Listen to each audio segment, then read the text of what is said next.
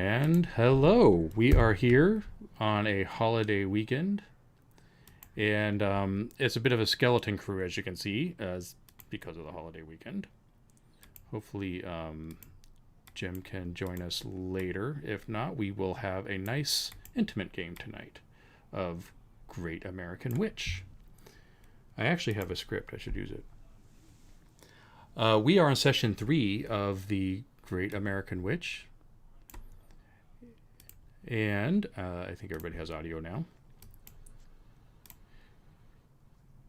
I'm looking forward to this because we're starting to get into the swing of who these characters are and some of the conflicts they're going to be dealing with during this season.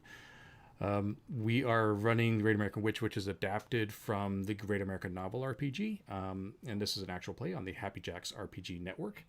To catch up on past episodes, there's 0, 1, and 2 before this.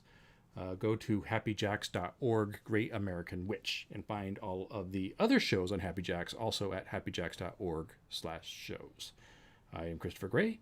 You can find me at christopher.world, and the Great American Witch is actually in beta. It's still being developed. It's kind of on the home stretch. But if you would like to know more information about it, you can find info at greatamericanwitch.com. And now our 2 players tonight. Do you want to take it away, Emily? I would love to. Hi, I'm Emily Vanderwerff. I play the character of Abigail Hawks, who is the craft of Hekate. Hi, everybody. I'm Joe Koo, and I am playing Albert, who is the craft of the Spider Grandmother. Also in our cast are Mac and Jim. They are both out tonight, so we are going to have a tight group, and we're going to probably dive into places that we wouldn't be able to go otherwise. So I'm looking forward to seeing how this goes. Hopefully nobody levels a city. I'm looking at you, Joe. Hey, man, you made that an option. I'm just going to make everybody a zombie, which is apparently a thing I can do. So I'm just going to... Yeah, that's going to happen. That gives me a good reason to level a city, too. Right. Okay, cool. So I'm going to stop fiddling with. There's something weird going on OBS that I'm trying to fix, and I'm thinking maybe I should just let it be there and so we can get started. All right, let's do a real quick recap. So the Coven is as you all should know by now, in charge of a halfway house in Salem, Indiana, which is an old Midwest town that has had a lot of economic and social problems over the years. The Coven has taken in a runaway witch who is also a therianthrope, a raven, a were-raven in particular. And she has had a lot of problems because she discovered she was a witch, and she's in a family of witch hunters. So the Coven has brought her in. There was an attempt to get her back from another Coven who was working with the Raven folk to keep them from hunting the mundanes in Salem. So this deal is sort of up in the air. And the good news is the young girl, 15-year-old girl, teenage girl, is safe and living with the Coven at the halfway house, which is Salem's Hearth. And the bad news is that the powers that be still need to meet and decide how to get rid of her family in a way that isn't traumatic to her, and in a way that doesn't cause too much attention to the Covens. And all of this right before there is a solar eclipse of the sun coming on winter solstice, attracting all of the witches of America and the Seven Sisters, who are the administrative body of organized witchcraft, all to Salem. So this is a very, very tricky time. Tricky also because it's Thanksgiving. And the church in the community, which is called Harvest Hill Church, the mega church, and they want to work with this halfway house on, doing some sort of Thanksgiving event. It's also come to light that this church is probably in the market for acquiring this halfway house, maybe, and has been fielding rumors from the county and everyone else who thinks that there are some evil devil worshipping people operating this halfway house. So there's a lot of drama happening. We have quite a bit going on. I think we're going to do this session the day before Thanksgiving. Our last session was the Monday before Thanksgiving, so this would be Wednesday. This has been a hectic time for those affiliated with the church because there's a lot of programs in the community around Thanksgiving. This also would be a hectic time in the halfway house because many people, mundane especially, but also others, make their way to the halfway house during this time. Also, there is a big cleanup happening at the halfway house. So there's in preparation for all of the witches of the world coming in the coming weeks. So a very hectic, kind of confusing time.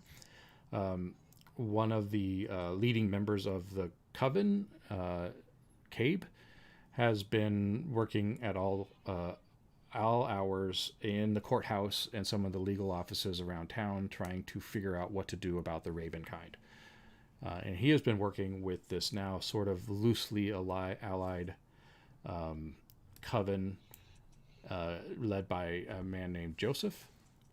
And they are working together to try to figure out what to do politically or legally about the Ravenkind. And so he has not been around.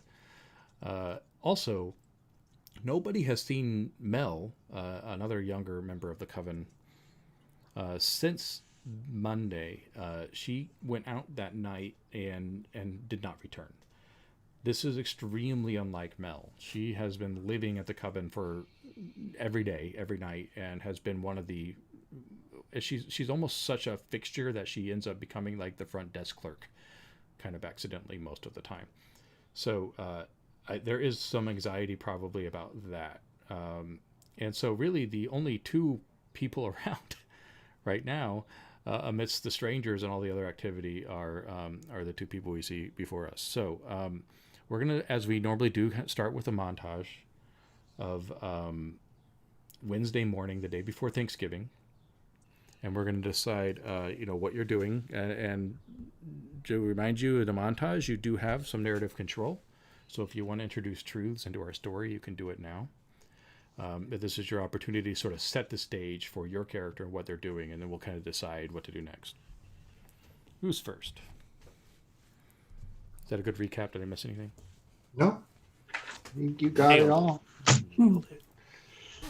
Very important. The Olive Garden is the safe point. Yeah, the strategic. I insist ovens. Be canon from now on. It's too good. Emily paid for it last time. It is canon. That is the neutral spot. A charm was paid for that. You all have one charm because you showed up today. Jim and Mac do not have charm today. I mean, they have charm. They have charm, but they don't have charm today. Excellent. I guess that I will say, montage.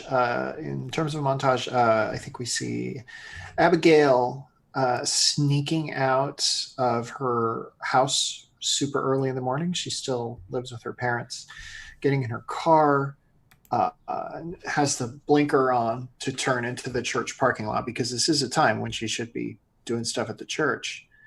But and I think your father talked to you about that. Yeah, he did. And she sits there for a long moment, and then she turns the blinker off and heads toward the halfway house. Yeah. Okay. So she's making a decision. Cool. Just for a little while. And you do have veterinary control. So I mean, is there something you want to add with regards to your family about this, or is this all unclear right now? Yeah, I'm gonna say I'm gonna say that my mother has recently died. Within the last couple of years, and the family is sort of putting itself back together after that. Okay. So when he was talking to you about your mother last week, or a couple weeks ago, he was really talking about how you haven't visited where she was buried. Yeah. I think that it's a thing that Abigail is struggling to put behind her. Yeah. Okay. And your father's probably trying to act like it didn't happen to some extent. Yeah. Mm-hmm. I'm going to put that as a conflict on the board, but it's only a conflict that you can confront. Nobody else can confront this one. Oh, we won't be confronting it. Abigail likes to bury things. Abigail's also Hekate. Yeah. Oh, this is true. Yes. And for the viewers, Hekate means she is really plugged into the other side. So yeah, there's a green conflict now on the board that I will share the screen so other people can see it. Abigail's mother has passed is a conflict that only Abigail can confront. Okay, so what about, is it Albert? We don't know. We don't know. Last we left Albert, he has a ritual that he does every day and night. He walks up to one of the threads that hangs in his room, like spider webs everywhere. One of them looks exactly like this. It says Albert. And last we left him, this tag was on the floor, and he seemed very puzzled about what that tag meant. But before I go into montage mode, do we know roughly how far away the eclipse is? Or is that kind of undefined it's at the happening moment? on solstice, so December 22nd. Okay. I'd need to look up the date. I can't remember if it's 20th Okay. or 22nd. But it'll be 21st, exactly 21st. the same day, right? Like, yeah, it's happening. That's okay. why it's significant, because it's Yeah. happening on the solstice. So it's it'll Cool. be, in the morning sometime. They're expecting the phase to start, and it'll last as long as they do. But it'll be under complete cover. Yeah. Okay. And cool. this, there is common knowledge that solstice will bring, I think I said before, magic to 11, so it goes outside of normal capacity. Right. And that could be a good thing. It could be a bad thing. Okay. Cool. That sets the tone. Okay. I'm going to start Albert's montage with him having put the tag back into the correct space. The room is again organized, and the threads that were on the ground have now been, laced back up. But what's different is Albert seems a bit stronger this morning. He seems a bit more youthful. You can see he's holding himself a bit more upright. His skin's a bit more clear. There's a few less wrinkles also. Something's working for him. He starts the morning with reflecting on that tag, and for a moment he kind of freezes there. And the truths that I want to bring in will be that this morning there was a very, very small earthquake centered pretty much just around where the halfway house is. Nothing big, just a super tiny tremor. And this is what woke Albert up. And then he's realizing that he had caused that tremor in his sleep. And he's very concerned about the coming solar eclipse and Albert's latent abilities that he's been keeping in check. He's concerned that he might lose control, and he's wondering what that would mean. Uh-oh. Okay, so I just Googled Midwest earthquakes. It doesn't look like it happens very often. No. Not common out there. So was this a tremor, or was it like a or no, it was like it would feel like a train passing by if you were at the station, like kind of like just a low rumble, but it was definitely not natural. Okay, so the U.S. Geological Office is probably going to be descending upon Salem now. Maybe. I'm taking a note just in case. Okay, so the morning is cold. It has been snowing. It started snowing on Monday and hadn't really stopped until today. So there's a couple inches probably 4-6 inches of snow on the ground, and it's that really cold ice air that happens after a snowstorm, especially on a day like today where it's blue skies. So everything's just cold and crystally. Not unusual for this time of year, but it is kind of an early snow. And that's when Abigail arrives inside the halfway house. Now, the first thing that she sees is Raven is sitting on the reception desk with her legs crossed. And she's looking she always kind of looks a little down. I think that's sort of the way she is, but she's looking especially down right now. And she has in her hands a microwave bowl of instant oatmeal. And she's kind of poking around with it and not really eating. But, just the ritual of having the oatmeal bowl seems to be making her feel better. And she's kind of warming herself up with it. And she doesn't even look up when Abigail comes in. Abigail looks over at Raven and is like, hey, girl, how you doing? You look like you got something on your mind. Is the church going to be doing their event here tomorrow? I mean, I don't know. I haven't heard the latest negotiations, but I just came from there and it didn't sound like they were planning on it, Abigail says, lying. I didn't know it was going to be hard to leave them. Oh, your family? Yeah. That's really hard. Like, you could still see them, though. I mean, once things are safe, right? I don't think so. We spend our lives hiding who we are. Yeah. And if they leave this town, I'll never see them again. Something about that spoke to Abigail deeply. We won't say what. Well, I know what that's like. I feel like my parents don't know how to look at me either. And I don't know how to talk to them. And we all just kind of sit around and like eat around the same table and never say anything meaningful.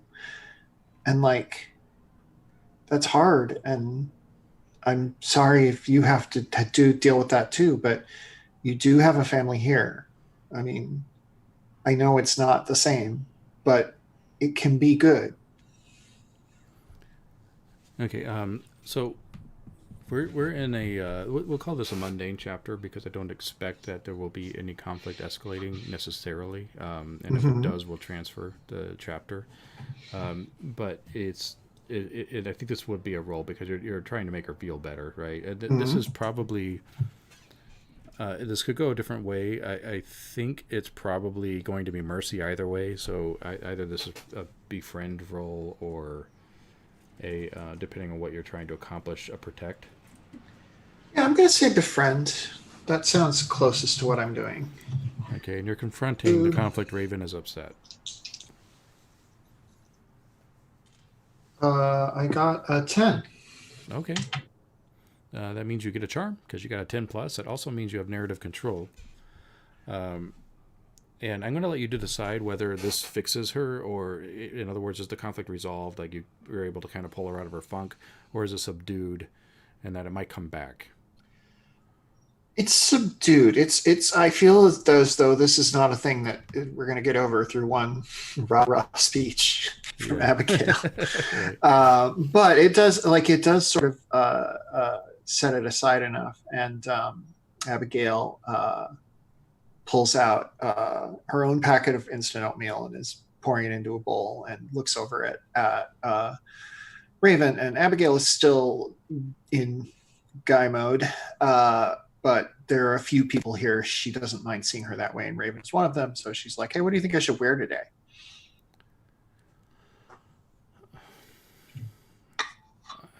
I think you've dressed too brightly.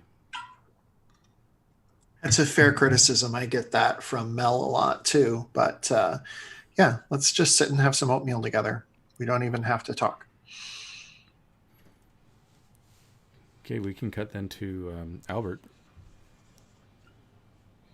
Very lively, just walks out of his room, and you hear his footfalls. They're a bit quicker and heavier than usual. And he walks down, and he immediately says, "Good morning." And there seems to be a youthfulness to his voice, even his appearance. And he's just kind of here. It's like, "Good morning." Good. Abigail. Good morning. Raven. Have you eaten? I'm in the mood for pancakes. I'm having some of this apples and cinnamon oatmeal that is terrific from the packet. Suit yourselves. Where's Mel? Albert begins to immediately gather materials for pancakes. And as he's gathering the ingredients, putting the eggs into the bowl and stirring, again, he does this motion of stirring, and he loses himself for a moment. And as he's watching the eggs, create that centrifugal vortex in the bowl, he starts to see an image of a cyclone, a mega tornado. Not just a tornado, it's a flaming tornado. And in that tornado are thousands of little black flapping forms incinerating, burning. And then he snaps out of it and continues to stir. Raven was asking where Mel is. We haven't seen her for a couple days, and I know, maybe she's off doing something cool, but it's not like her to be gone this long. I could check to make sure that she's okay. Albert is going to read the skies. He's in Mother right now. Mm-hmm. So that would be a magic roll. Yep. Confronting Divination. Mel is gone. Yes. And it's a divination, I'm assuming, in Mother? Yes, divination. So in Mother, I have see all possible futures as a result of present actions or decisions. I want to see if there's something we need to do for Mel, if she's in trouble, or if it's going to be okay if we give her space to let her do whatever she's doing. And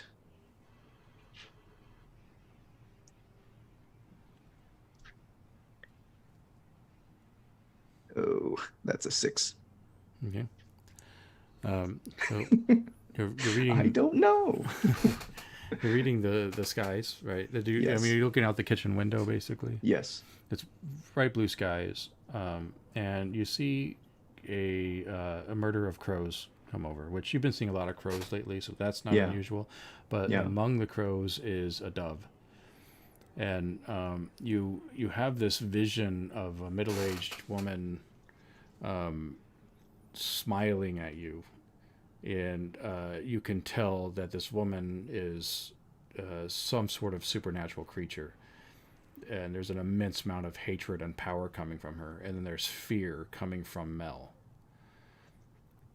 But you can't tell where or what it is and where they are. You just know that it is the fear of Mel that you're. And it's not like life, I'm afraid. It's sort of more of an existential fear or a dread. Mm. And the dove is flying with crows.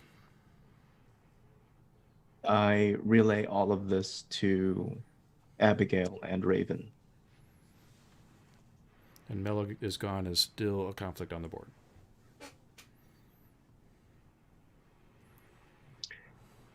Do you have her phone number? Can one of us try to reach her? I think I have. Yeah, I think I have it, and I guess I can text her. I guess we could call, but that's scary too. But yeah, I'll text her real quick. She usually gets back to me pretty quickly. And so they're actually, if you look at the list of text messages, it's just like Abigail sending endless notes, and then Mel every so often is like, yes, no. I shouldn't say that, Chris, but like that's just my imagination of how they would interact. So That Abigail, tracks. Abigail sends out, several text messages that are just like, where are you? How you doing? We got some interesting news about you, et cetera, et cetera. Ignoring that there are texts coming in, I'm sure. So. Mm-hmm. Yeah, actually the texts have been rather quiet from Oh, good. Jocelyn. Sure, everything's fine. You are seeing texts from. Wait, that's the wrong phone. Is your other phone on? Yes, but it's on total silent. But yeah, if I pulled it out, I would see it. Yeah. Well, only if you pull it out. But if you do, you're gonna see lots of text from your father. I will check it at some point in the next half hour and see that. But we can move on. Yeah. Okay.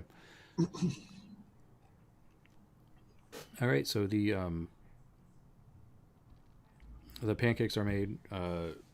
Raven seems okay. I mean, she's sort of a little upset, but she's trying to put on a happy face, and she says, "So, if the church is coming tomorrow, am I supposed to hide? What are we going to do about that?" What would you like to do? I don't want to be around those people. Abigail, thinking about how this church probably would not be good if she was here, it's like, well, why don't we go somewhere, just you and me? Where? I don't know. Like, there's a 24-hour diner over in name of nearby town. There's a 24-hour diner over in Bloomington. And we could go there and maybe just have Thanksgiving dinner together. I don't really want to see my family. Do you? No. Yeah, let's just go. We'll go together. It'll be great. Okay. All right. I'm going to go to my room. Okay. You let me know if you need anything. All right. Cool. Okay. So she shuffles off to her room. Relatively speaking, she seems to be in a good place compared to what she was like earlier this week. Beyond the veil about to crush a witch and summoning a horde of ravens. But other than that, she had crows. It's odd. I know. We're getting our birds mixed up. Okay, so all right. So now it's just the two of you in the kitchen. Pancakes are cooking. Kind of a quiet time, and that's when the phone rings. I'll answer the phone. Why not? I'm right here. It's almost like you can smell his cologne through the phone. Oh shit.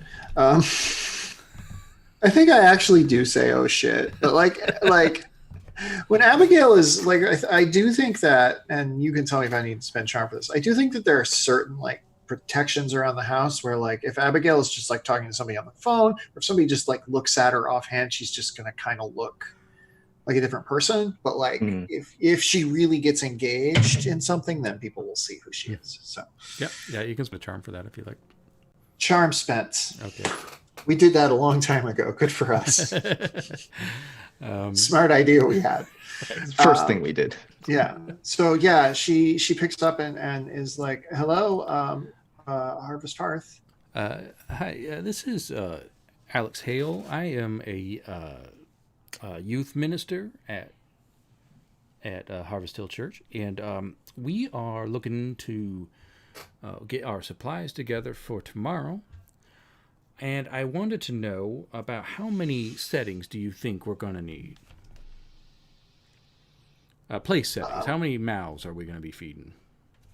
So Abigail knows the longer she talks to this guy, the more likely he is to read her, but also she could probably just get off the phone. Well, maybe 2-3 dozen. Just let's say 30 to be safe. Okay, all right. Do you know if there are any concerns around dietary restrictions, or if there's, folk that don't eat meat or anything like that? Yeah, I think some vegan entrees would be good? Maybe 5? Now, you sound a little familiar. Have we talked before? You met me when you came the first time. Yeah, we chatted then. Okay. Okay, so we're going to have some vegan, 36, let's just call it, settings. And I think we're going to need use of your kitchen, just, not to cook, but to keep things warm. Do you have, can you give me an idea? I mean, I didn't really get a good look in there. I was sort of rushed off, to be honest. And I'd just like to know if you have, if we need to bring in some hot plates, things of that nature. No, we have a pretty big oven. I think we'll be fine. Okay, all right. And so I guess we will plan on coming around 10 o'clock. Sounds perfect. I'll let everybody know. Now, if we, I know that you're not a religious institution, but would there be a problem if the pastor comes in and says a few words, reads from scripture?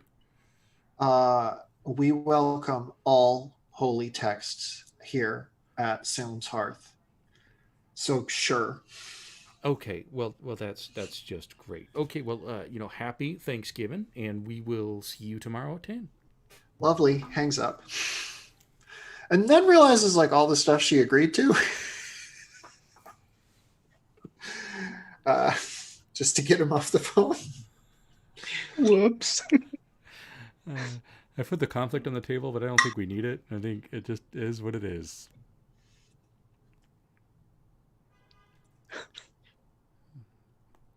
So 30 people. So there are probably more guests than usual. And they are, the homeless or the ones that are just trying to get away from family.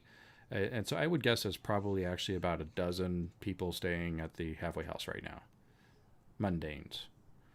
And you can expect some more. So it's probably a good amount. But if you needed to drum up some more, it would be good too, because it's going to be not that full. And this is Alex, so he's looking for kids that he can bring to the church. He always is. I'm going to go tell Albert. I'm just going to go tell Albert, without Cabe around and with a lot of other stuff going on and me. I assume Albert has some degree of knowledge of that Abigail has a connection to the church. Mm-hmm. So she's just going to fill him in on all that and be like, if you need me to figure out a way to change that, I probably can. This might actually be exactly what we needed. Oh. We have a chance to bring them into our hearth. And I'll have a chance to sit down in front of him and read his heart.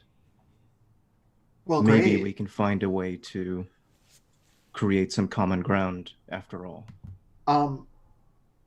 And if it doesn't work, I could just set him on a path that will lead to doom and destruction. So win-win. Albert is very pleased with that, but he's pretending like, oh, don't do that. But secretly, he's very pleased. I promised Raven that we'd get her far away from here so that the church wouldn't see her. So I'm going to take her over to Bloomington. We're going to go to the corner kitchen there and have some Thanksgiving dinner there. Kind of ducking out on you, I know, but I think it's important that we keep Raven safe. Before you ladies leave, perhaps we should enact a coven spell. You're probably not familiar with that, but this being a sanctuary for the lost, we have to make sure that those under our care are not going to come to any harm, and those who would seek them will not find them. Albert's going to suggest we do a coven ritual. I think one of our coven rituals is all witches who complete the rite cannot be found by any person with malevolence over the next lunar month. I don't know how that works mechanically. You need at least 3. We need at least 3. Would Raven be able to, or do we need an original No, member? you need somebody else. Technically she could probably do it, but she doesn't have control of her magic, and you would probably not want her to do it. Okay, I'm just trying to think. Albert is not. He doesn't want anything else happening to Raven, but Albert has business, and he's not going to go with on that trip. And he feels like the girls having a girls' day out would be really good. So, instead, he's going to say, "Keep her safe." Okay. And while you're spending time with her, perhaps you can determine what kind of craft she would be best suited for. This is something that a witch would struggle with alone, but having someone that's been part of a coven, that could be of great support for her. Okay. And I mean, we'll hit some of the Black Friday sales. It'll be great. I'm just kidding. I'm just kidding. Seriously.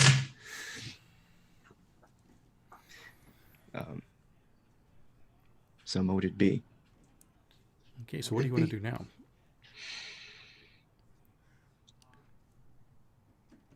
I feel like I want to get more from Abigail's family. And by now, she's probably checked her text messages on the other phone. Yeah.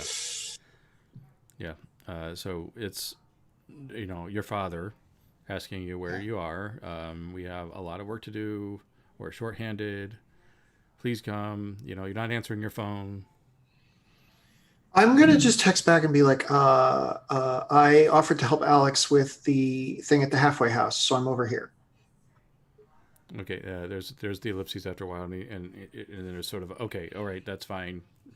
Just when you're done there, come back to the church. Yeah, great. Thanks, Dad.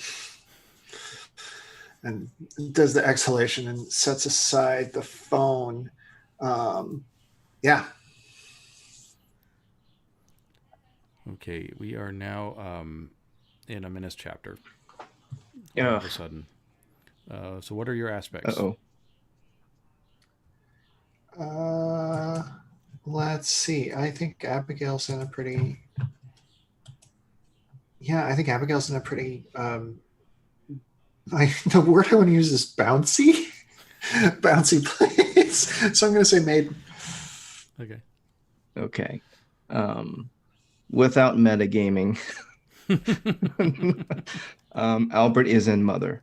Mm-hmm. He's feeling hopeful. He's feeling youthful. He's energized. He's a bit off kilter, bothered by a few things, but he's in mother. Well, you hear what sounds like somebody falling down in Raven's room upstairs. I run up. Abigail, are you going up there too? Yes, I think so. Yes. Okay. Door's closed. Raven. There's the sound of muffling coming from the other side of the door. If we pull on the knob, does anything happen? Cold. The knob is cold. This seems like my department. just without knowing, just seems like maybe there's something I should do. So I knock real quick and be like, Raven, or the muffling anybody is else? Sounding a little bit desperate. Okay. I'm gonna see if I can open the door and force my way in. You come in. The window is open. And the drapes are sort of blowing with this cold air. Raven is underneath the window. Her bed's been toppled over. And as startling as all of that might be, what's more startling is there are well over 100 crows in here. Yeah, that's not covering good. The floors, the wall, the furniture, the dresser, her. And she is pulling a crow out of her mouth in extreme agony. And it's flapping away from her. Her fingers are bloody. She looks terrified and torn up. Oh, God. Raven, what happened? Where did they all come from? And she's starting to... Another crow is coming out. Jesus Christ. I step aside so Albert can hopefully Yeah, Albert he's going to do a blessing. The subject will be able to call upon the help of nearby animals and wildlife to assist and protect them. He's like, the intent here is to communicate with these ravens, get their side of what's going on. Like, are they here against their will? Are they being called to Raven? What's the sitch? Okay. You are confronting Raven has issues. Yes. I don't think that we've shown the desktop recently. There it is. There it is. Cool. Okay. Here we go. Ooh, come on. There we go. 8. Okay. The fact that you can connect to the ravens startles them. And they're not there on their own volition. It's almost like they've just been created. And manifested. They flock out in this swarm. And the camera, when you see the camera watches it from the outside, it's just a swarm of them flying off into the blue sky. And she's left with just one. And this is a white raven. And she's just staring at it. Her face is kind of torn up. She is bloody. She is in pain and desperate and scared. And she's staring at this white raven. Okay. Do I get any sense that she's creating all of this and that's causing her pain? That's probably what's happening. As a success, I'll give that to you. Yeah, this is just happening without her will, but she's the one doing it. Albert is not going to say anything really, but he is going to very calmly and slowly just sit down next to her. And he's just kind of zoning in, being a presence of calm, of stability, and waiting for Raven to say the next words. But until she does, he's just going to sit next to her, be with her in this moment, like to kind of ground her. Would that be a role to befriend? You can. There is no conflict in place, so we can escalate this and create a new conflict, in which I'll give you a charm, or you spend a charm, and they can go after Raven has issues again. I'd like to do that. Okay. All right. So yes, that would be a. I've forgotten the moves. Rally, befriend. Befriend. Thank you. Befriend. Ooh, I get a. Okay, it's a mercy. Okay. No bonus, but no minus. Just barely 7. Natural. That snaps her out of her what has got just to be shock. The white raven flies out, and it's like it's coming at Abigail. Right. It's not attacking. It's just you're in the way. Oh, okay. I'll duck.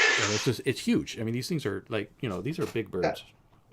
Yeah, I know. And it flies right past you. You can feel the impact of its wings batting out as it's going into the rest of the house. Sure. And she is transforming into a raven.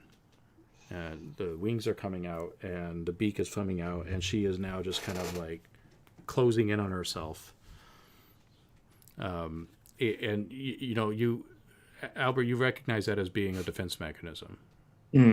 So she's not. I think you calmed her down enough that she just was able to get out of her shocked state and to go into her comfortable position, her comfortable self.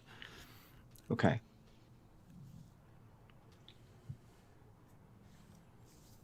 What the hell was that? Have you seen anything like that? Not in a very long time. You want to switch into meeting so that you can have more narrative control? Okay.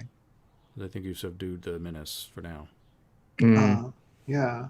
Right. Let's go into meeting. So it goes much quicker with 2 players. So do you think we can talk to her, or like, Raven, are you in there? Can you talk to us? Or squawk to us? I'm going to gesture for Abigail to just come and have a seat with us on the floor. It's very cold in here. The window is open. She's not reacting. She's kind of closed in on herself in raven form.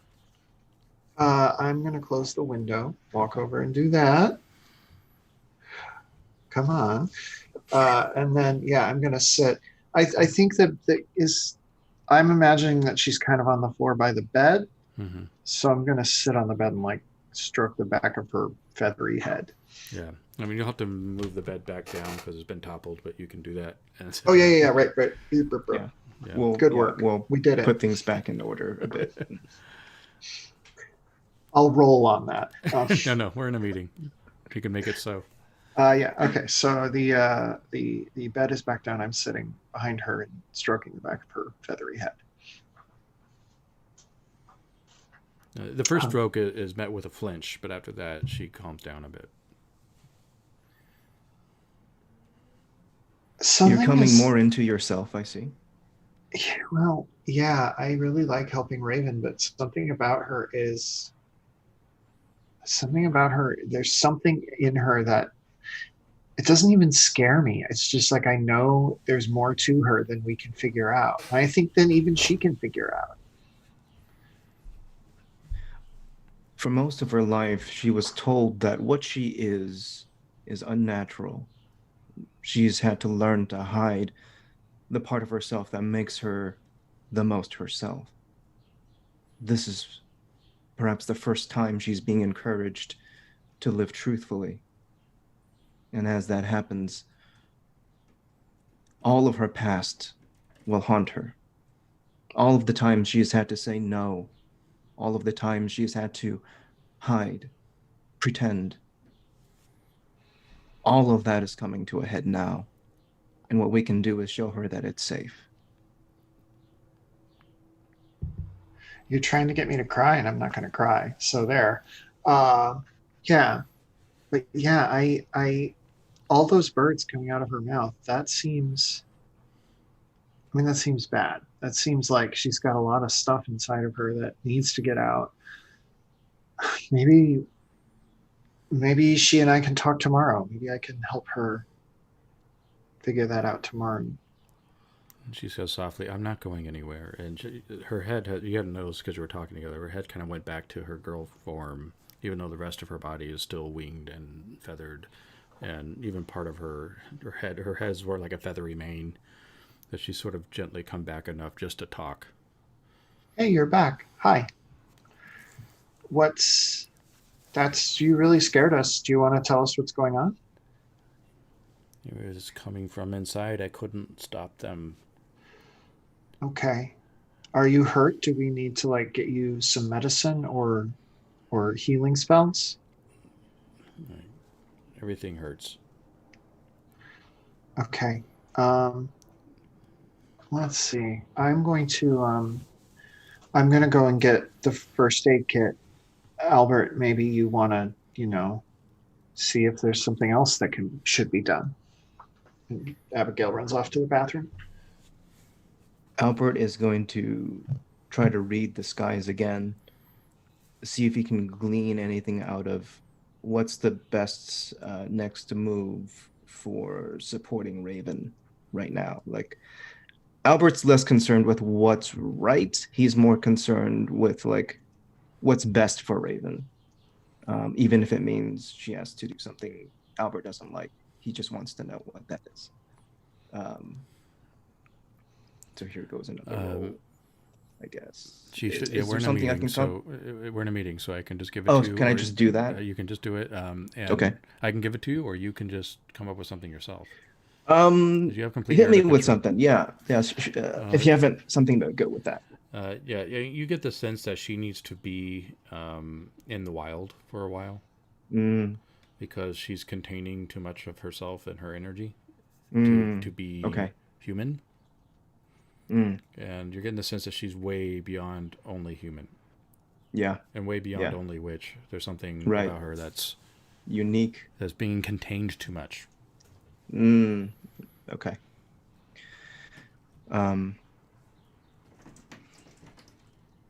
I return with the first aid kit.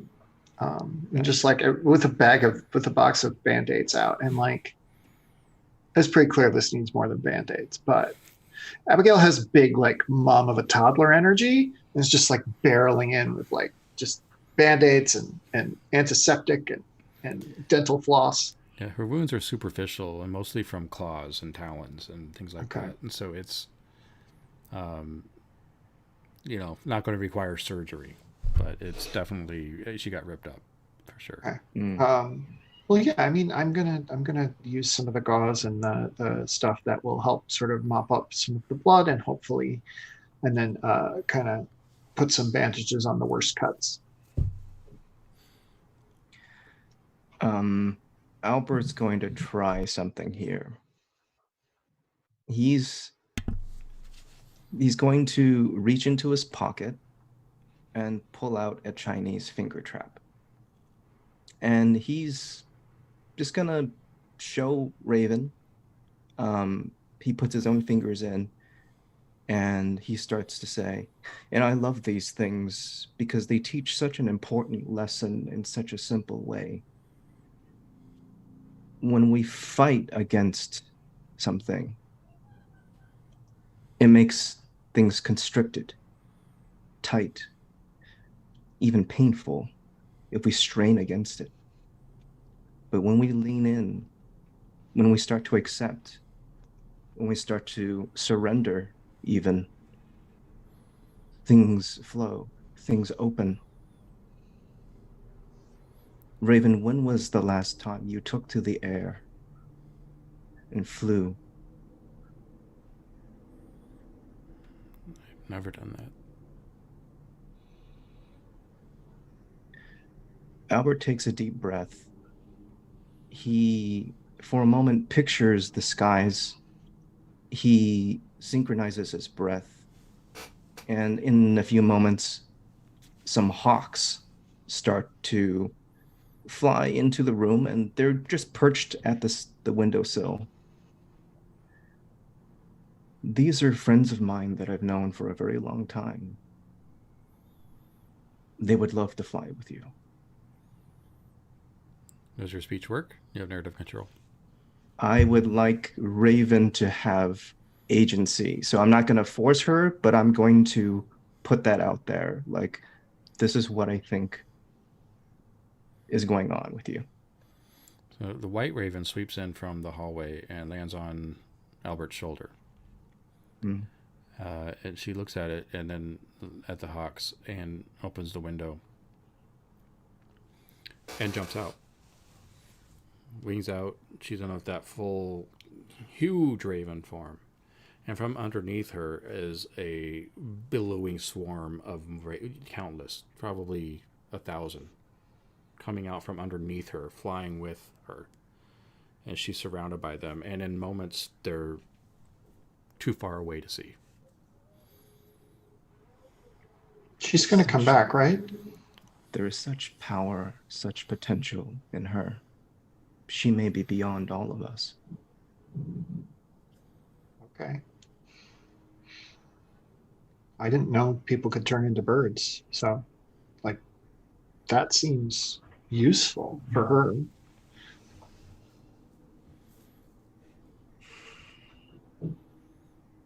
I've encountered similar creatures, but never one that was also a witch. You can, like, see the future and stuff, right? Like, that's your deal. Yes, that is my deal. So, like, do you know what's coming for her? Like, what is happening? You know? I can see choices in front of a person. I can see what will likely happen depending on the choices they make, but I can never see past what choice a person chooses. I bet you don't see any choices I have to make. I bet that is just a thing that has never occurred to come up in your whatever. Yeah, I know. When you're ready to ask, I'll have the answer. The pancakes are getting cold. Yeah, you should go have your pancakes. I'm going to sit here and wait for Raven to get back. She will. Yeah. So Abigail sits down at the little desk in the cold and yeah, and looks at her looks at her phone to try to figure out something to say to get out of going to the church today. But it's a big day for preparation, so she can't think of anything. She just stares at it. So let's switch to a momentum. Mm. The day passes, and then the night. It's probably that scene you see in movies where you're kind of like fading in and out of Abigail in various states of waiting. As the sun is there and now it's not, and it's night and it's dark, and I don't know what Abigail's doing all of this time, but at some point, maybe falling asleep or who knows. Mm. And at last, at a late hour, probably past midnight, Raven finally comes back. And she walks back into the house as a 15-year-old girl. And Abigail, go ahead. Yeah, she just comes in to the kitchen and opens the fridge to find something to eat. Abigail, hearing this, comes downstairs and is like, can I make you anything? Chicken soup? Yeah, I think we got some of the canned stuff. Is that okay? Yeah. Cool. All right. And indeed, well, I assume there's Campbell's chicken noodle soup in any good American halfway house. Yes. So yeah, she pulls out a can of it and starts up the burner on the stove, puts the can into a pot and is like, "You go anywhere interesting?" I saw the ocean. That's a long way away. Which one, Atlantic or Pacific? Or like, do you know stuff when you're a bird? Yeah, it was the Atlantic. Okay, great. How did you, who are all those other ravens that were hanging out with you? I don't know. Yeah. It's almost like they're parts of me. Yeah. If you want to talk about stuff, you can call me at like 4 a.m. anytime. I don't really need to be here. I think it's good for you to be here. The White Raven is now inside the house and sitting on the countertop, or walking. Is the White Raven telling you this? I don't know. Do you have a name, Mr. White Raven, sir, ma'am? I call him Providence. Okay. All right. How long have you known Providence? Did you just meet him today? Yeah. I want to see what's the dealio with this guy. I don't know what to do that though. You can do if you don't have a divination spell that makes sense. Uh-huh. You can do just a divination that you want to find out something, but it's at woe, which means you'll have to pick the bottom two of a 3-sided die roll. Okay. Let's see. And we are in a momentum, so there's no other effect really. I have this spell that's commune with the dead with the ability to understand what they want or need, even if they don't know it themselves, and provide guidance for them. It doesn't seem quite that, but it's like on the same plane. Yeah. You can push that a bit. You can do it. It just will be at woe. Okay. All right. Let's be at woe. Under confronting Raven has issues, which is still on the board. Yeah. I want to talk to this Raven thing. So I'm making a few little adjustments on the fly to this spell of mine. And let's find out how I do. Oh God, I got a 10. Wow. I rolled a 6 and 2 5s. Awesome. Okay, so that means you have what was that aspect? Was it Mother? It was Mother, yes. So that means you have an experience in Mother. Mm-hmm. If you do this 2 more times, you can pick another spell from another craft and add it to your. No, anyway, that's a mother spell. Cool. So yeah, this is Experience, yay! Is our first experience point. So you have subdued that conflict, which means you have narrative control. But since the conflict is still in play, you really can't control the Raven. Okay. Or the Well, outcome is. So it's sort of a weak narrative control. It means you can kind of control what it looks like, and maybe how the Raven responds, but the information you get and what happens, you don't really have control. Does that make sense? yeah, I'm gonna just do a cool spell, and then we'll see what happens. Okay. So I know that I can talk to the afterlife at any given time. I know I can open portals to, not portals, but I know I can open gates there. I can do all this stuff that lets me talk to the dead.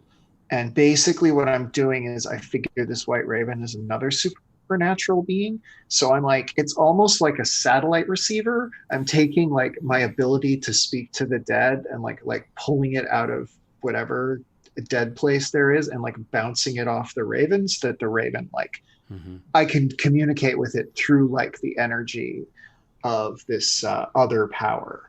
Yeah, I look at it and try to do the badass, like crossing my arms thing. I'm like, who are you? It's like when you open up blinds in a dark room and all the light comes in and it's a bit debilitating at first, but then kind of nice.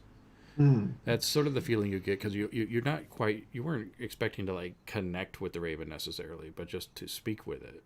But what happens instead, you were kind of opened up to the raven's consciousness, and it's like crossing over the veil, except instead of the other side, in whatever way that looks for you, you're seeing brilliance and whiteness.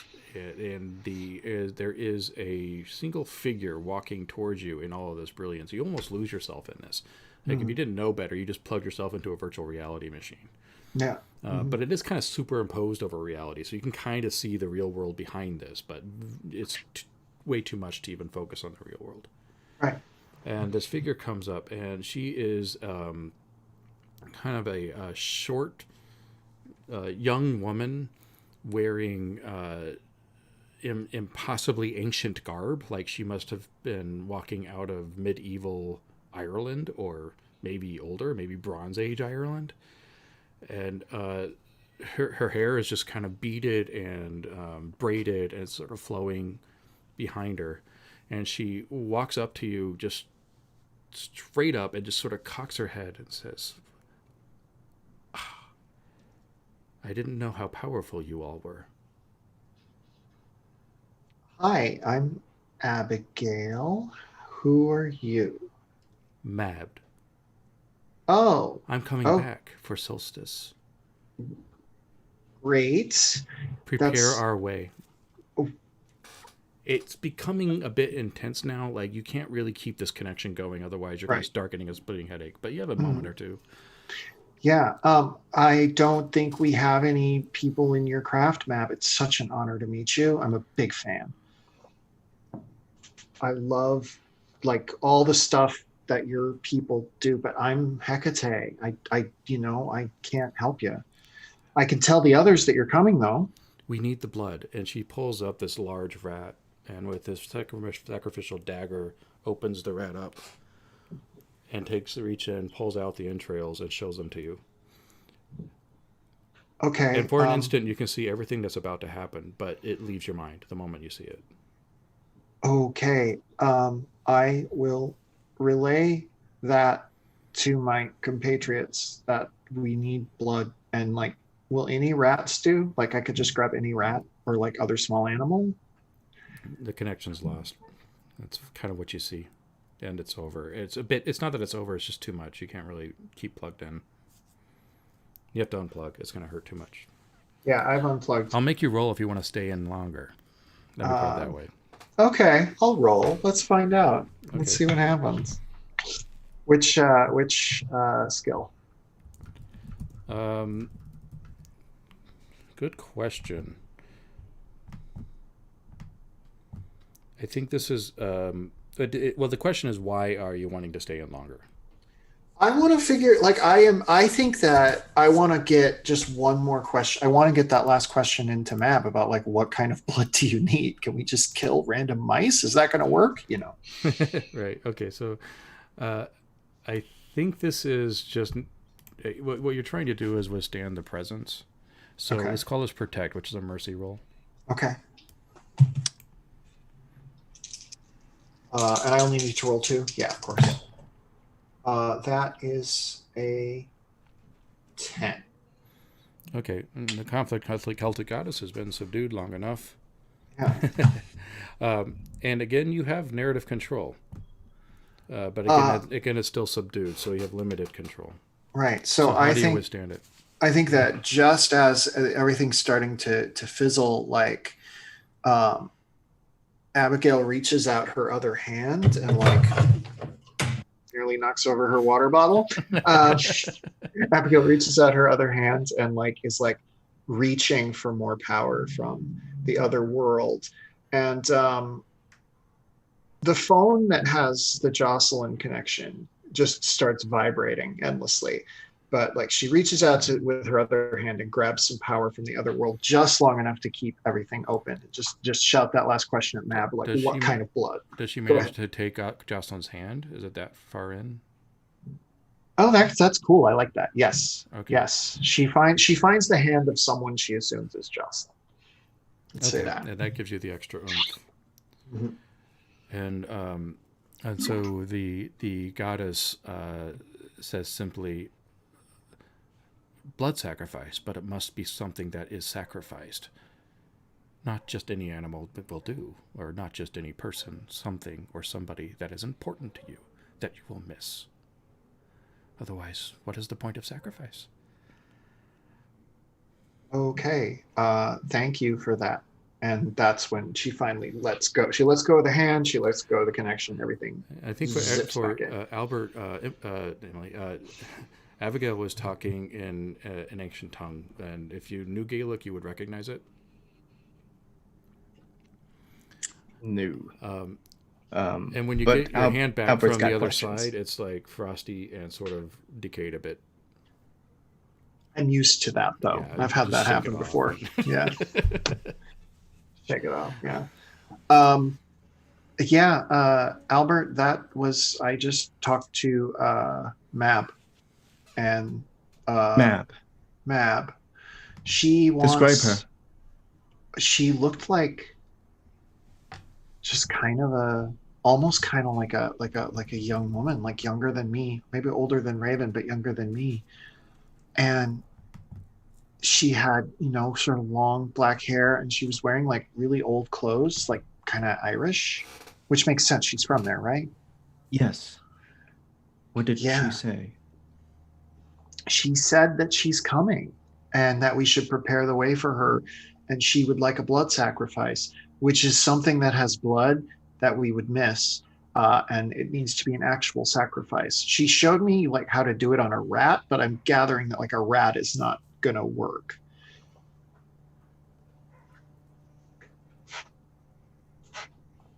This is troubling. Mab is incredibly ancient and powerful. Are we transitioning into meeting? Do you need narrative control?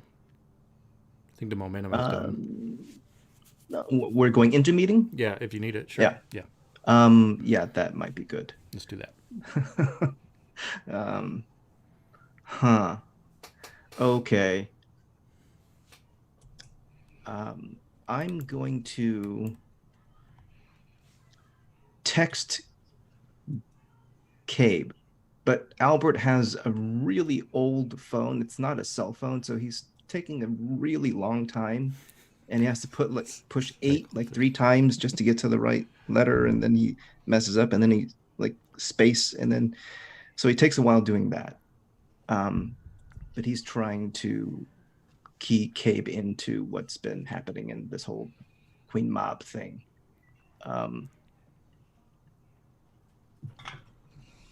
Emily, is there anything you want to establish before we jump too far in? No, it's clear that whatever's up with Mab, it has something to do with Raven. Yes. So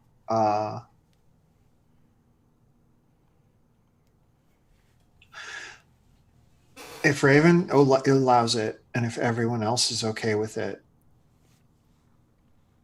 I think that I should be around all the time. And that kind of means that she has to come with me and live at home with me.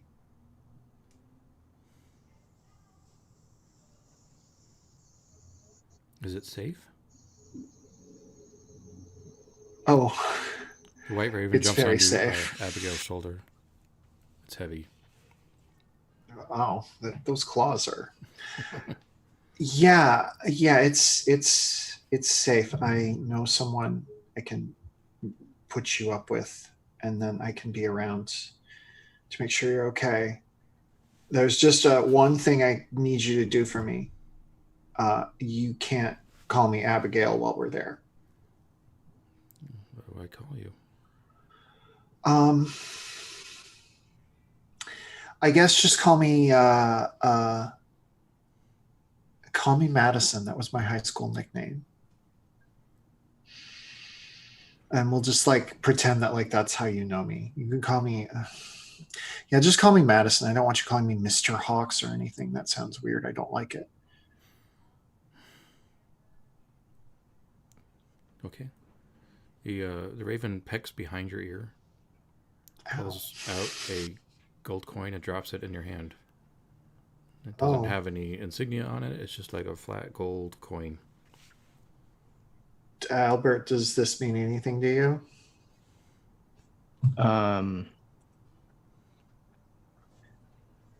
I would like Albert to know, but I'm going to ask Chris, what would Albert know about this? Well, it could be that the raven is compensating Abigail for taking care of Raven.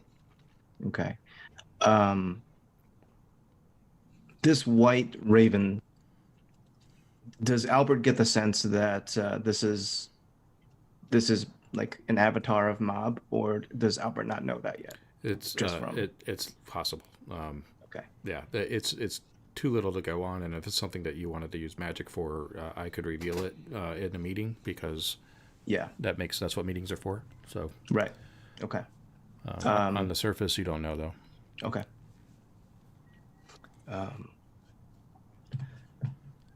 It seems you've earned her favor.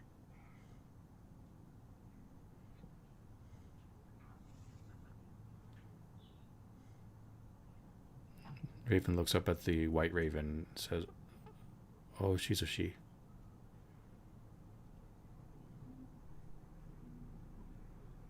Raven, what are your thoughts on your new white-feathered friend? That she belongs to me.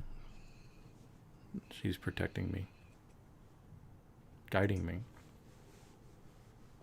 Has she ever asked you to do anything that may put you in danger? She doesn't talk. Or put others in danger? She doesn't talk. It's just a feeling.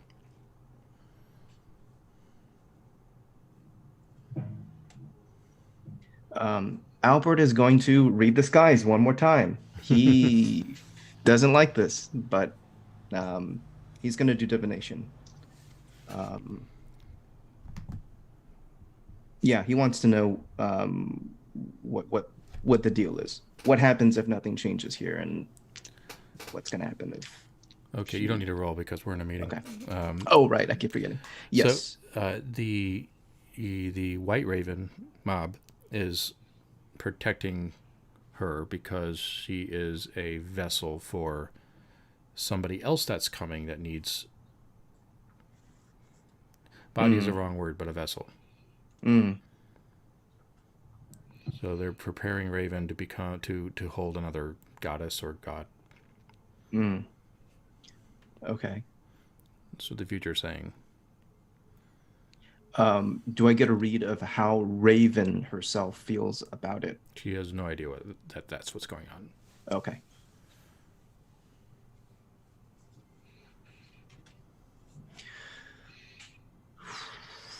Ooh, okay. Albert's gonna reveal that. He's going to share exactly that. What? They're gonna like possess her? Possession is a difficult word. No. You can't just hollow some. No. You can't. They can't. I won't let them. They can take me before they take her. The White Raven Raven- flies out of the room. Raven's now shaking her head as she's like realizing what you've said. Raven, this is your choice to make. I will never impose upon you what is right or wrong. I only wish that you know fully the decisions before you. Why me? Why me? I don't want any of this. What happens to me? Very good questions. And I suspect questions that your friend failed to answer for you deliberately. I think that I have something that will work in this situation. I can protect you from spirits, and map is quite a bit more than a spirit, but like it should give us enough of a warning sign that like we should be able to like hopefully jump in and help you. But yeah, I can protect you from evil spirits who want to take you over and all of that. If you'll let me do that, like I'll it'll basically be like we're putting a big bubble around you, a big force field. Okay. Cool. All right, so we're going to move into another chapter, momentum. Things are moving quickly because there's only two of you. But the meeting has been figured out, so you know what you need to do. Now you're going to do it. That's why we're in momentum. So is it a spell that you can just cast, or is it something that you need to prepare for? It is a spell that is in my bag of spells. So you can just do it. Now, in general, spells you should know in general, in immediate, I'm just going to do the spell, isn't as long-lasting or as effective as if you do take a long time and prepare and then do it. So if this is something that you want to last for a while, there might be some extended preparation. Yeah, I'm going to say that I'm going to prepare it tonight at home when I take Raven with me to home. And I'm going to spend the night preparing it to, use it on her in the morning. Okay. So when you take her home, you have an apartment or a house? Yes, I have an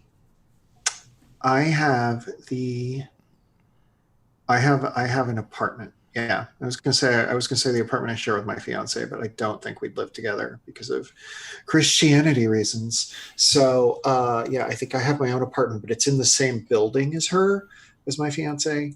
So we see each other quite a bit. And nobody knows you have a fiance. No, nobody does. Raven's about to find out. Yeah. Mm-hmm.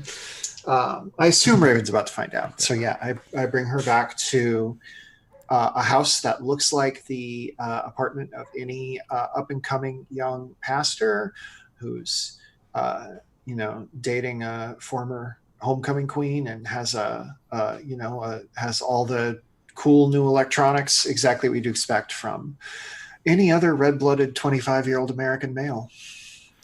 On the way to the apartment complex, before you go in, the entire building is smothered with crows and ravens and all manner of that type of bird, probably even some magpies.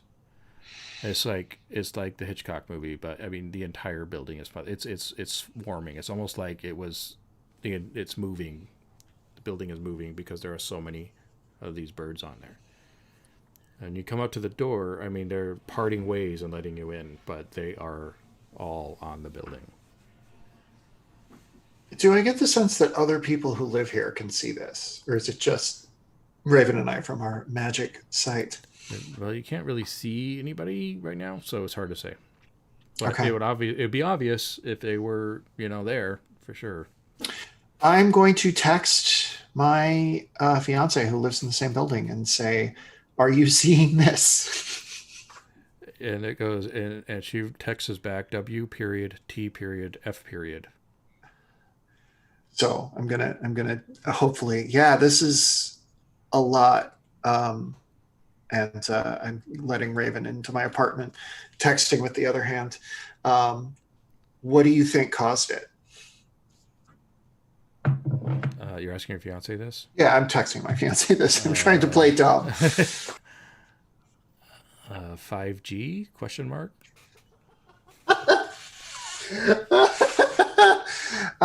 Yeah, that's probably it. Abigail texts and lets Raven in. Shows Raven around. There's a futon in the it's a 2-bedroom, and there's one that's an office, and there's a futon in there, and that's where Raven can sleep. But it is very hard to have that conversation because even if the crows are not all talking, you can hear them like rustling against the building. Yeah, the White Raven Providence is on the sill of your window looking in. Should I, Raven, do you want me to let Providence in? No. Okay. All right. You just go and take care of whatever you need to take care of. I'm going to get started working on this spell. I mean, when I join, like, I'm pretty sure I think I can protect you. Like, I can protect you, and I just am worried about like property damage, but I think we're going to be fine. You just go take care of whatever you need to take care of. I'm going to work on this spell so we can protect you even more. And she is now her raven form and hiding in the best closet she can find. Yeah, I think there is there's a nice closet and or bathroom that has like no window access. So. All right, so while that spell being prepared and the birds are on the apartment, what's going on with Albert? At this point, the mundanes, I think, have been kind of situated. They've got their places and they've got their rooms and basic supplies handled. Albert is going to head upstairs to his room. He reaches for his walking stick. And as he grabs it, he again kind of zones out, and he sees that same image, the swirling mega tornado that's on fire, and the flying shapes, the little dotted flapping forms, thousands and thousands of them being torn apart, incinerated. And he drops the stick, catches his breath, and quickly bundles up his cane into some blankets, pries open some floorboards, and quickly buries his walking stick underneath the floorboards, moves his bed over it. The tag that says Albert falls down once again. And we'll let that hang for a bit. Okay. See if anything else happens. We're still in momentum. The door to your apartment is heavily knocked upon. I'm going to go check the peephole. Is Alex Hale? Oh, boy. Knocking. Yeah. Madison, open up. What? Yeah. No, and I'm back in guy mode, so I would, but like also in like I'm getting ready to go to bed, sweatshirt and all that. So opening, hey man, what's up? What's going on with all of these birds? I don't know. I think it's like I don't know. It's like maybe this is what they do in the autumn.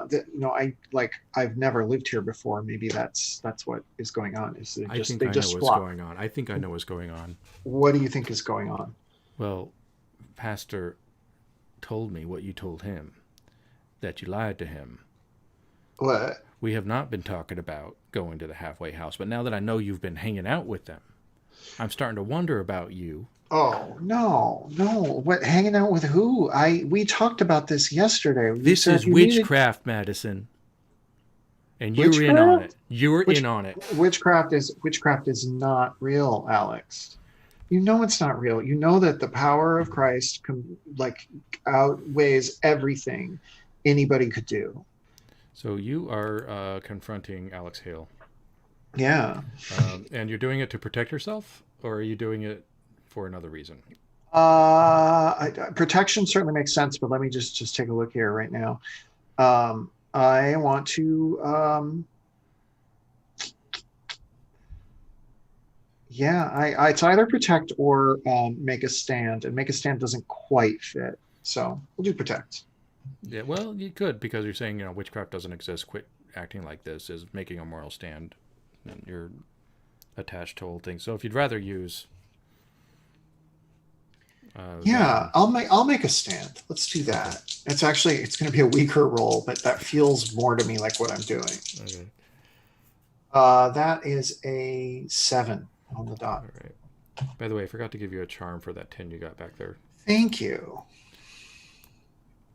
We're rolling so well tonight, Emily. It's awesome. I am. I've been in. So good. I've been in Maiden, so I've been getting 3 bonuses for a long time. But yes, I'm doing. Yeah. So he kind of he blinks at you for a second and then just shakes his head and said, "Well, don't lie about me again. Whatever's going on between you and your father, going on between you and them, don't drag me into it." And that's when I decide. Sick of this medicine now. I expect you to see you tomorrow at the church, pulling your weight. That's the thing is, I was going to spend Thanksgiving with Megan. Megan and I. That. No, you're going to spend Thanksgiving at the church preparing.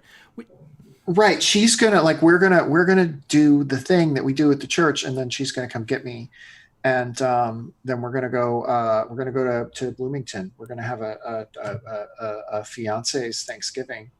There's a white raven walking down the corridor towards your room, towards your apartment. But thank you for your time. I really appreciate it. And I'm sorry that I dragged you into that. It must have been a miscommunication. I really thought you asked me to help. It's so good to see you, Alex. I got to go. Are you closing the door? Yeah, I'm pushing the door closed like he could stop me if he wanted to. Fine. He turns around and he kind of does a little girl yelp, as he sees this large white raven in the hallway. Oh, they got inside. Oh, no. Trying to keep his distance as he's walking around the raven and shakes his head and leaves. You are able to put a bit of a press on that momentum. So you're working on the spell all night. You wake up in the morning. We'll keep it in the same chapter so you can cast the spell. Okay. So what does it look like? Raven, by the time she's in kind of in her morning attire as well, and has calmed down since the night before. The crows and the ravens and all of the other birds are gone. Okay. It's like it didn't happen. Okay. And she's making I'm just. Coffee. Thank you. That's so considerate, Raven. I'm getting this spell ready, and I have been working on it all night, so I'm super black circles around my eyes and hair kind of frizzed out. But it is like a series of old runes that, assuming I do it correctly, will essentially be tattooed into her skin. You can't see them, but they're spiritual tattoos. So I'm mixing around in a little thing with a mortar and pestle, and then I'm going to spread it across her skin. And if it worked, then you'll see sort of the runes sink into her skin. Okay. And that hopefully should protect her from all but the most powerful beings in the universe. Raven, we're in a new chapter, so Raven has issues his back. Okay. Can I have a flashback quickly? Sure. A scene in which Albert has reached out to Joseph to have a very late night conversation over breadsticks at the Olive Garden. Okay. All right. So is that all right? We can do that and then the spell? Yeah. So chronologically, this is going to be right after Albert does the thing with his walking stick. Okay. Got it. Yeah. Why don't we go back to that after the spell, even though it's out of order? Cool. Because we'll switch chapters to mundane. Awesome. So anyway, so the Raven has issues is the conflict you're confronting, and you are casting the it's a maiden spell probably. It's a crone spell. Oh, it's a crone. It's a crone blessing. The crone blessings are sort of like yeah, blessings with a pointy stick. Yeah, exactly. So I'm rolling 2. Yes, this is a momentum. Are you in crone? Yes, I was in crone. I was. We didn't establish that, but I had been like, I'm angry. And it's because this is the spell you're casting. The whole point of this was that. So yeah, that means that in a momentum chapter that you would get wheel on that magic because it's crone. Plus the bonus. Okay. Oh boy. That is an. Oh God. That's a 6. After all of that work. No. Almost. So when you Just can't protect her. you're working the magic, everything's going according to plan, but instead of the runes you were expecting, the mark of a raven appears on your soul, on your spirit, and actually burns into your flesh as a tattoo.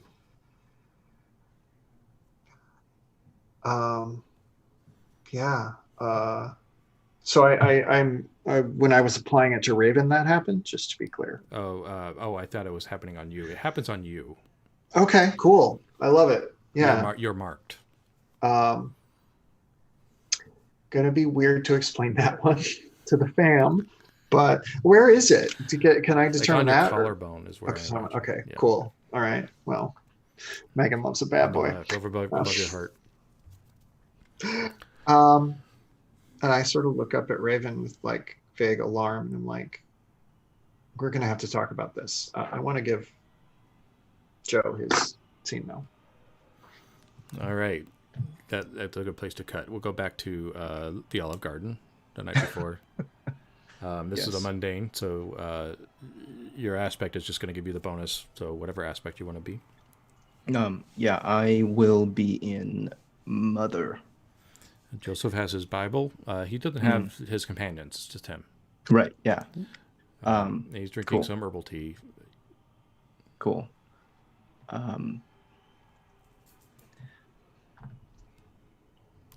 Have you any plans for Thanksgiving? Well, we usually bring the soup kitchen in. Some of the charitable foundations will often come to the train station, set up soup for the residents there. Our coven helps with that. I couldn't help but notice there was a good number of people in need of supply, of shelter, perhaps a shower, warm bath, beds. All manner of lost souls come to the train station. Some of them would not want that.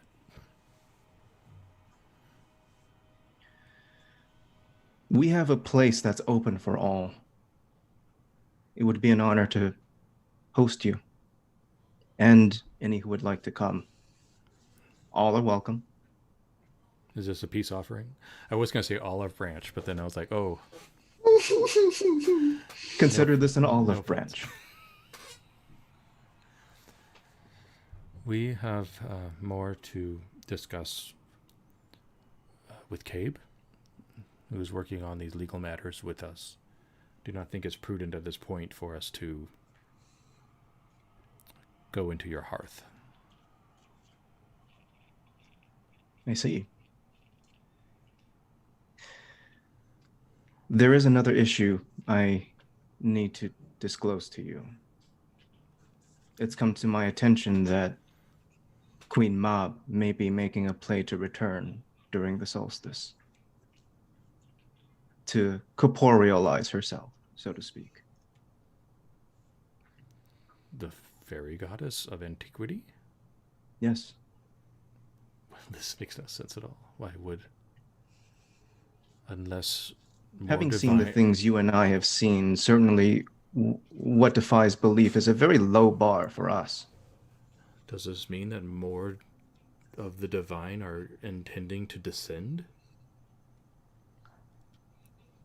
I've been reluctant to see past that. But from what I've seen, this could be a very real danger. And if I'm being honest, I don't know that our hearth can protect everyone. We'll need unity. Alone. When do the Seven Sisters arrive? They have been very vague about that. And I have not been in the mood to contact them, owing to some bad history. Oh, dear.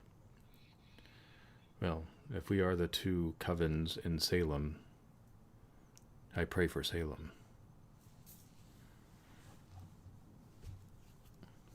Now, is there anything Albert wanted to accomplish with him? To change of behavior So I want him and his people to join us tomorrow. Okay.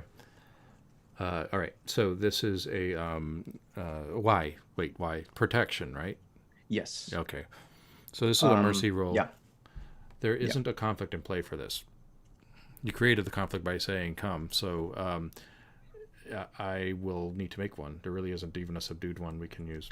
Right. The subtext to this, though, is I suspect there's going to be church people there, and I think Joseph would be a really good public face. Okay. Because he's a divine coven. Well, I'm trying to think if maybe... I think this is to navigate others. This is wisdom. Okay. You're doing this as a calculus, not as a... Yeah, I'm trying to get something out of this. Okay. And I need to create a conflict that actually escalates this beyond what it looks like on the surface. So give me a second here. Let's see. What can we do here? What wonderful thing can we do to the story? What else can you do to us? What else can we make Raven go through? A poor child. Okay.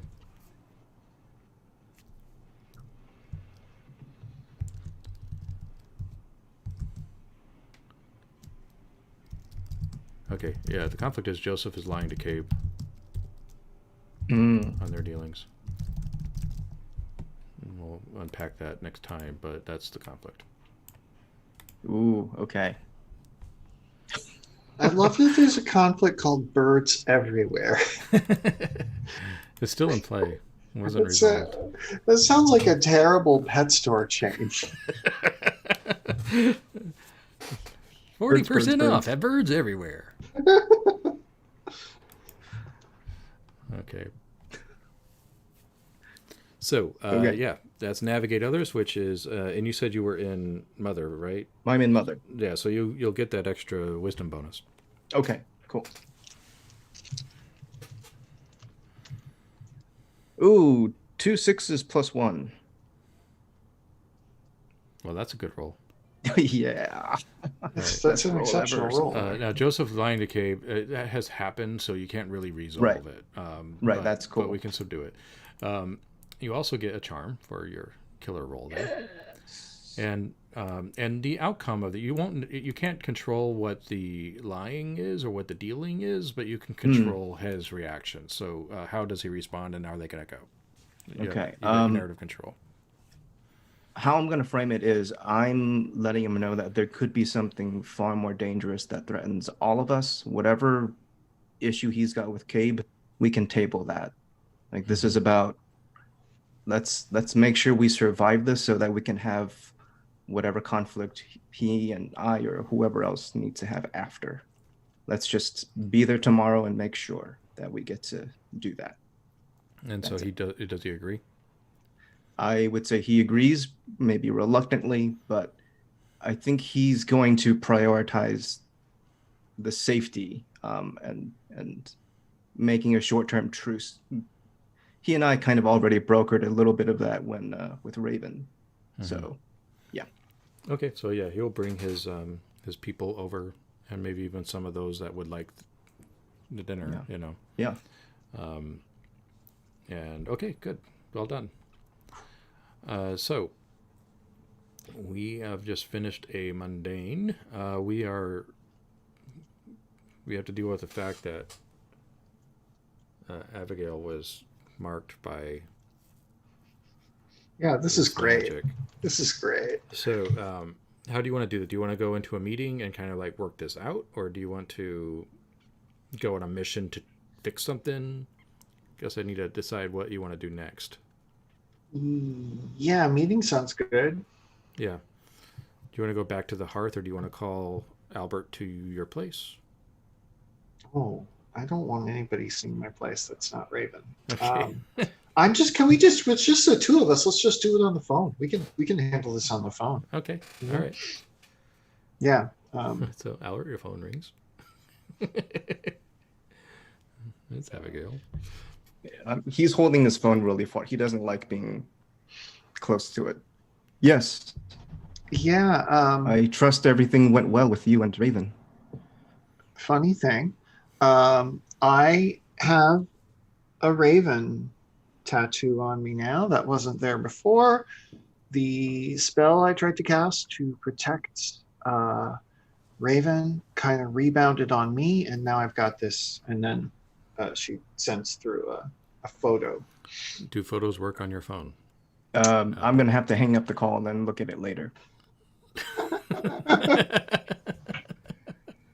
Oh boy. But you can describe it to me for now.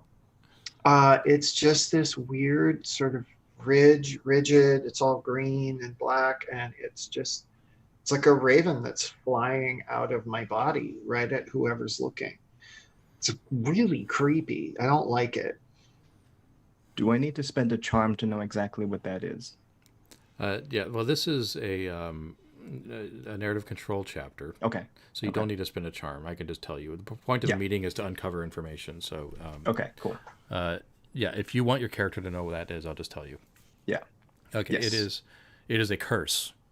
Okay. That if Abigail does use magic against any bird kind, magical, divine, or otherwise, it will come back upon her. I relay that to her. It's also a curse that happens as a result of trying to do magic against the will of the person who made the curse. So it's kind of like a booby trap. Like a defensive almost. Yeah. Okay. That's not ideal. It really is not ideal. Look, I got to go to the church for a little bit. I got to talk to some people there. I promised them I would.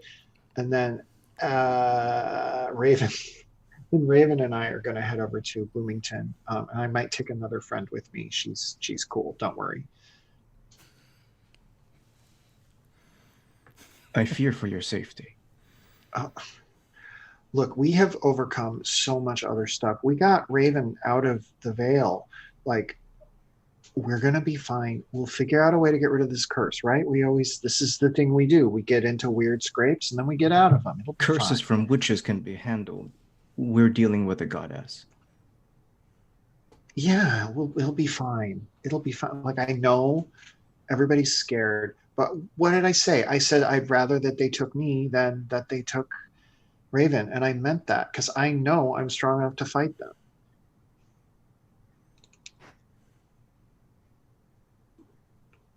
Joseph will be here tomorrow with a few people from his order. Should anything happen, we intend to make a stand here. It will be safe. Just know that you can always come back. Yeah, I just think Raven she's pretty freaked. I think it would be good for her to just get out of town for, it's a pretty big, it might not have a lot of magical energy, but like, all the people, I don't need to tell you, people get crazy about Thanksgiving. If you need to use magic, don't act against the ravens. Okay. Come back. Okay. I'll be fine.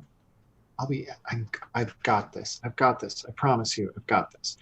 And like Abigail's like hand is like shaking because she so does not have this, but she wants to prove that she's not a screw up. So she hangs up and is like, finds Raven, is like, I have to go over to Harvest Hills Church. Harvest Home, Harvest Hills, I thought it was Harvest Harvest something, Hills. I think it's Harvest Harvest Hills, Hills. Yeah. Harvest Hills Church. I gotta go over there. You can come with me if you want. I gotta go just pick up some stuff.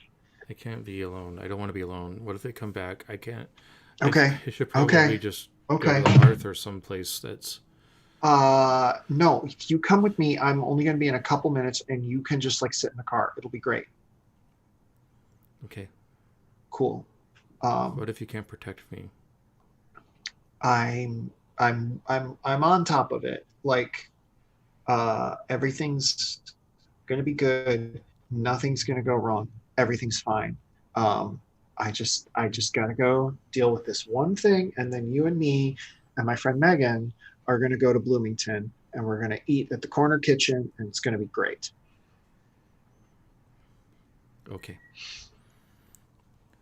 So as you open the door, we're going to switch right into a mundane chapter because as you get to the parking lot, your father is waiting for you in his Chrysler. Hey, Dad. And he gets out, straightens his tie, looks at Raven for a moment. So you were heading to the church? Yeah, I'm headed over to the church, and then Megan and I are taking. This is her little sister.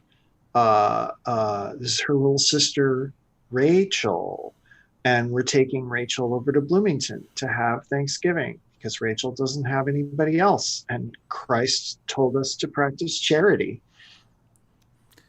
Well, Rachel, you are welcome to join us at the church. We're going to have a fine Thanksgiving dinner there. I expect to see the both of you there. Okay, I'm sure. Because we have responsibilities, don't we? We do, but we also have responsibilities to the greater good and making sure that we are active in the community and helping its least fortunate, like Rachel here. All right, Abigail is in a spot.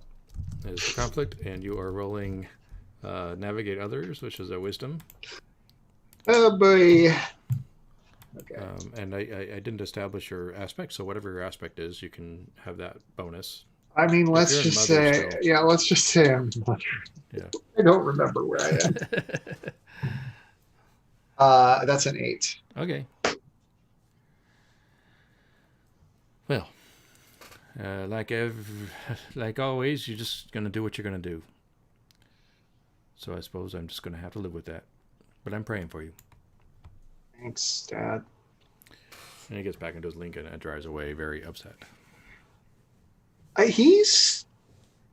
Dad's on billboards and stuff, so like I don't know if Raven would know him, but oh yes, yeah. Well, she's been in the church, so she knows him. You know, it's a big church though, so I don't know that he would know her. Right. I just mean like she like I try to keep my true identity a secret from everybody. So yeah, okay. So she's looking at you open mouthed, like yeah. About that. That is you can't tell anybody that back at the house. Witch. Yeah, I know. Your father is Pastor Hawks. Yeah. I mean, I thought maybe you'd know from my last name. I'm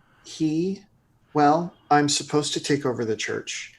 And yeah, there are a number of reasons why that's going to be difficult. But I'll just stay here while you go to the church. I'll just stay here. You sure? Yes. Okay. Here's the keys. Put yourself in. Do you want me to have my friend Megan come over? Yes. Okay. I will just tell her your name is Rachel.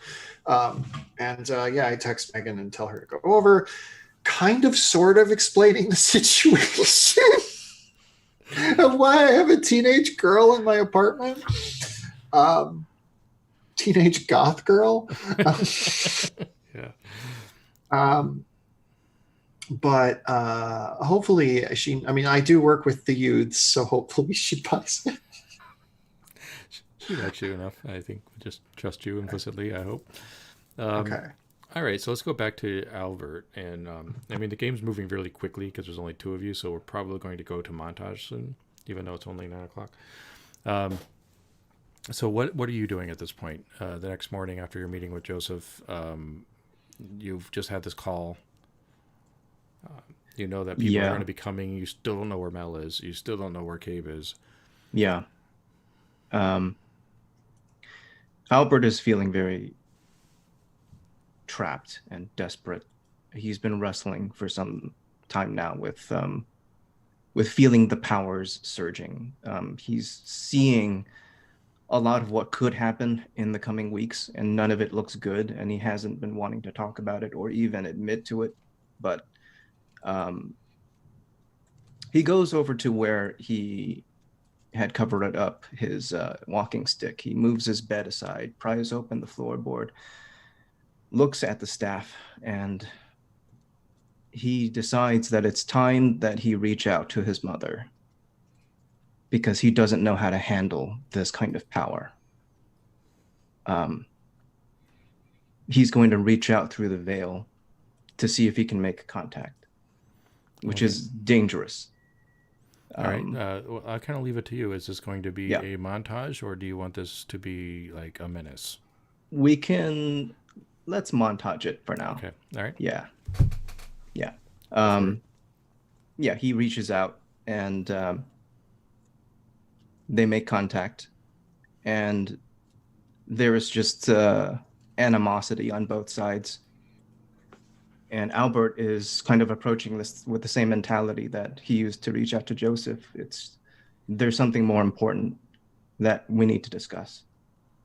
And whatever was between us, we'll just have to wait. He doesn't know what the response is going to be, but he's kind of made that imprint into the ether. He knows that his mother. So your mother is a spirit? Well, my mother's very much alive. Oh, okay. But you're talking to her through the. What it's like the dark web. Yeah, the veil FaceTime. Right. Yeah. Right. Right. So, what is it that you want to know from her, or what are you talking to her about? For many, many years, Albert's been holding on to a spell that he and his mother have been charging and preparing, a spell that never fired, but it's a very destructive spell. Albert's concerned that with everything going on, he might slip his end of the trigger. And he wants to know that that's not going to be an issue. He's also suspicious that his mother might actually want this to happen. Do we get to see your mother in this scene? It's through the veil, so it's just an imprint, and all that we see is there's just this presence. It's a roiling storm. It's a giant thunderous storm. It's a mega tornado, basically, and it's exactly that picture that Albert's been seeing. It's a giant, swirling, thundering, flaming tornado with debris and buildings and all manner of things just being destroyed. And that's kind of like her presence. Message received is the imprint I get back. Okay. It's like, okay, I acknowledge that you tried to reach out.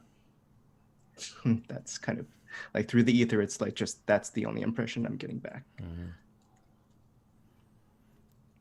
Okay. And can we do a montage with Abigail at the church?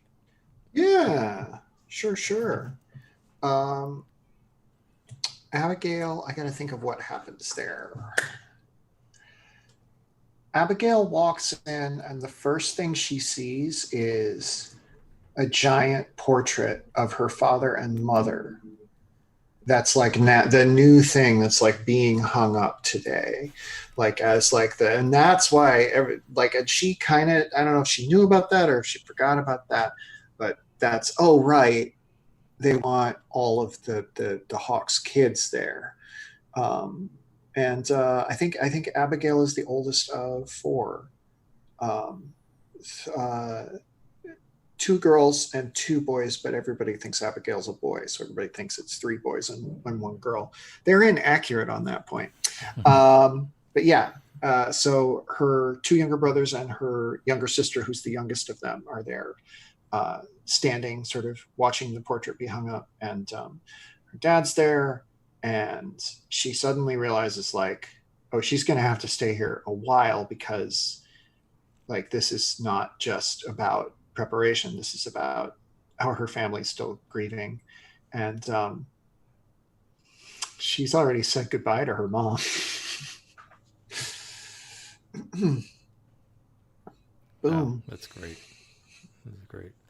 Okay, I know it's early, but that was the arc today. I mean, we definitely found a nice closing spot. And the game went quick. It does when there are fewer people, so that's fine. It'll be nice for the listeners to have a short session every now and then. So we hope you enjoyed it. We'll be back on June 8th in 2 weeks. I can't believe how quickly time seems to be going, but at the same time, stalling entirely, you know? Like, it feels like infinity, and then all of a sudden it's another year. I know a great website you can read some articles on about that. There's some psychology at play, probably. Well, and from Emily Vanderwerff, one of my favorite writers. I've heard of her. She's famous. Very famous. I'll check that out. So if you want to catch us, then we'll be live again like we were tonight on June 8th with full cast. We will have all of the other episodes if you need to catch up at happyjacks.org/Great American Witch. And if you want to find all of the other APs on Happy Jacks, go to happyjacks.org/shows. So that's it for tonight. Close it out, Joe and Emily. Yeah. Hi. Thanks for watching tonight. My name is Emily Vanderwerff. You can find me on Twitter. That's the best place to keep up with all my shenanigans. Twitter.com/EmilyVDW. EmilyVDW. My writing appears at Vox. And I'm also the co-creator of the fiction podcast Arden. And our second season is debuting in early June. Yeah, that's all that's happening. Right now. Oh, and I'm in this game every other Monday. It's great fun. Hi, y'all. I'm Joe. You can find me at Joe Loves Stories. And since this has now become a thing, I'm going to introduce a new hashtag. Tag me at Level the City if you want to see Albert go nuclear, or hashtag Save the City if you think Albert should. We as viral marketing for this show, when you tweet about this show, please also tag the Olive Garden. Like, yes, that is and the Olive Garden. Like, special thanks Neutral to the Endless Breadsticks. The Endless Breadsticks have been the centerpiece. Breadsticks and peace among witches. Yes, yeah, the proverbial and literal olive branch sometimes. I withheld it. Thank but then you all so much. Sorry, go ahead. So yeah, thank you all so much for watching. I hope you're enjoying. And I'm looking forward to being back in 2 weeks, which seems like such a long time. I'm having so much fun, but thank you so much. Okay, well, that's it for now. I don't think the calendar's been updated, so check out the website if you want to see the most recent calendar. But we're going to sign off. And I have to remember how to do that. Oh, yes, I remember. Here we go. Bye.